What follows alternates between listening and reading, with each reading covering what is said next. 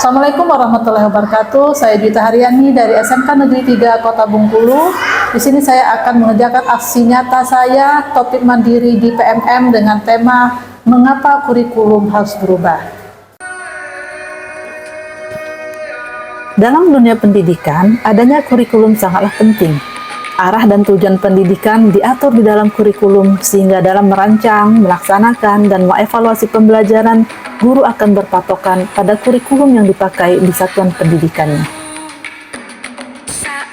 Kurikulum merupakan panduan pembelajaran pada satuan pendidikan di mana dapat dimaknai sebagai titik awal sampai titik akhir dari pengalaman belajar peserta didik.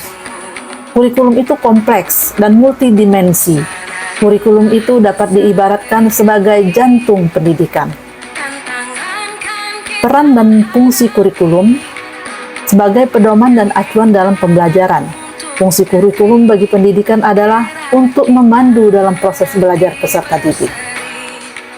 Komponen kurikulum harus ada tujuan, konten, metode atau cara, dan evaluasi.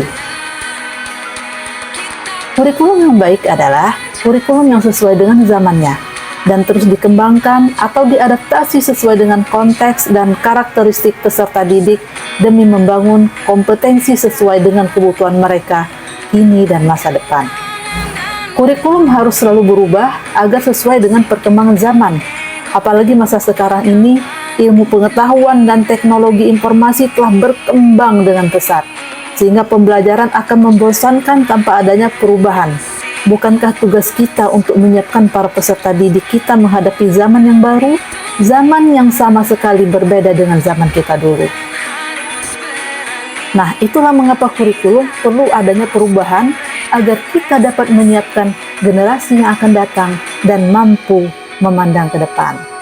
Seperti ungkapan Bapak Ki Hajar Dewantara, pendidikan adalah menuntun segala kodrat yang ada pada anak-anak agar mereka dapat mencapai keselamatan dan kebahagiaan yang setinggi-tingginya baik sebagai manusia maupun sebagai anggota masyarakat.